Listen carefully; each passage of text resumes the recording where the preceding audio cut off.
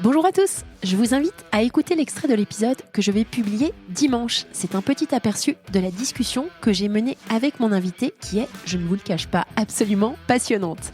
Bonne écoute et à dimanche pour entendre l'intégralité de l'épisode.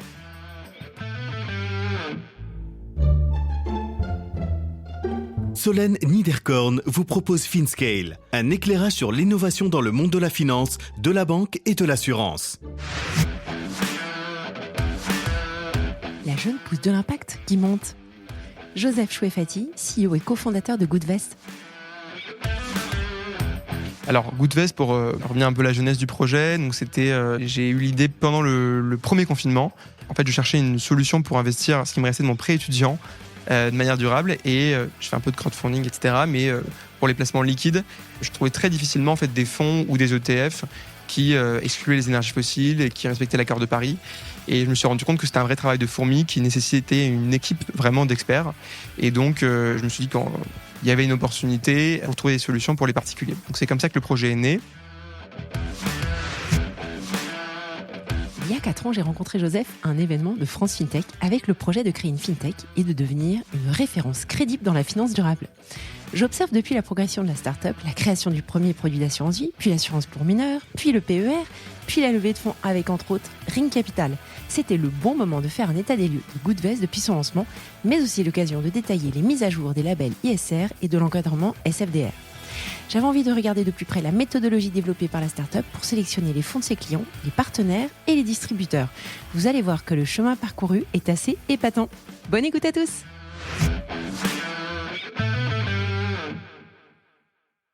Bonjour à tous, bonjour Joseph. Bonjour Solène. Merci de me rejoindre pour un café. Après toutes ces années, en fait, ça fait 4 ans que je t'ai rencontré, juste au tout début de Goodvest, avant même que ça s'appelle Goodvest.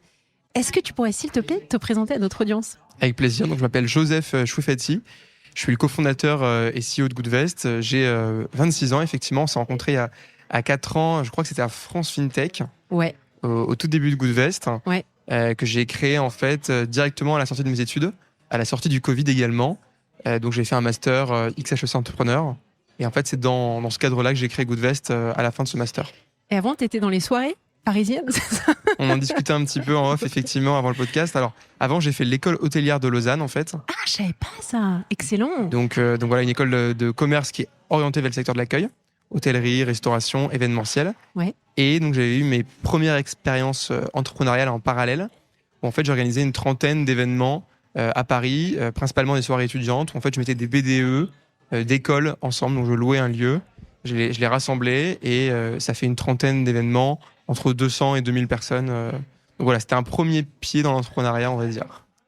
Super. Alors depuis on s'est parlé pas mal de fois depuis, mais Goodvest quand même respecte toujours cette vision d'investissement dans des fonds durables. Donc j'avais envie de parler avec toi tout d'abord de greenwashing. Voilà, commencer avec ça avec toi.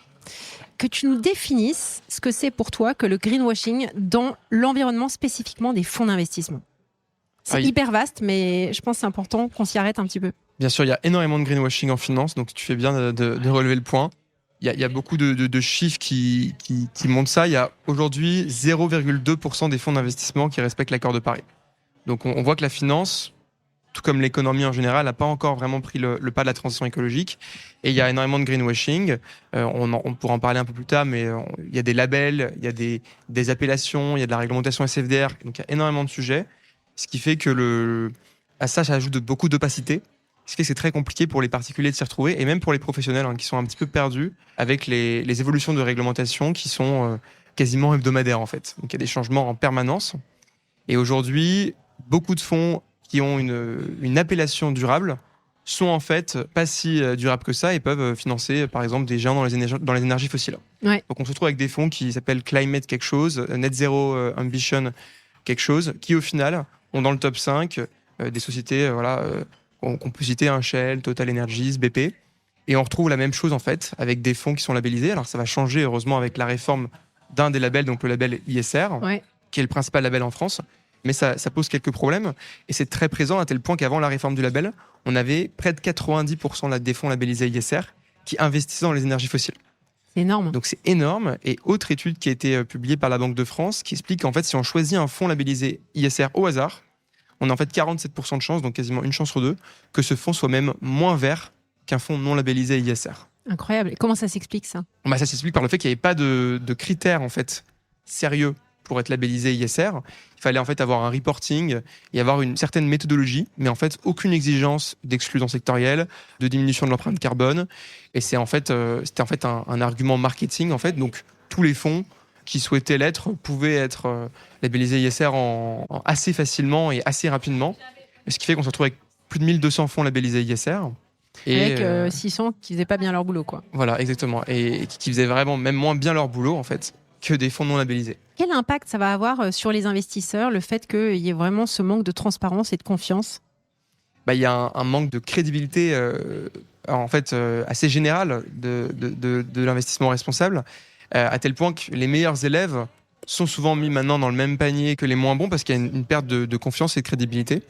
Donc des acteurs qui vont être très engagés et assez exemplaires, comme par exemple Mirova, Goodvest, etc., peuvent être mis dans le même panier que des articles qui ont fait le tour d'Internet sur la finance verte qui n'est pas si durable que ça. Donc il y a un vrai enjeu de crédibilité sur le secteur. Tu vas avoir une méfiance très forte de la part des investisseurs particuliers, des personnes comme toi et moi. Mais alors, qu'est-ce qu'ils font concrètement ? Est-ce qu'ils vont vers d'autres classes d'actifs ? Est-ce qu'ils vont investir dans du non-coté ? Sur quelle solution de repli ils vont aller, typiquement, ces investisseurs ? Aujourd'hui, c'est assez compliqué d'avoir des solutions de repli, surtout qu'il y a énormément d'opacité. Donc, très souvent, ils ne savent même pas, en fait, en tant que particulier, ils ne savent même pas que leur investissement n'est pas forcément durable. Nous, on a souvent des anecdotes où, en fait, des clients nous comparent et nous ont mis en face la proposition exactement qu'ils pouvaient avoir dans leur banque traditionnelle. Et en fait, c'est vrai que les conseillers ne sont absolument pas formés. Vous venez d'entendre un extrait de l'épisode que je vais publier dans quelques jours. Alors ne restez pas trop loin de votre plateforme de podcast pour pouvoir profiter de tout l'enregistrement.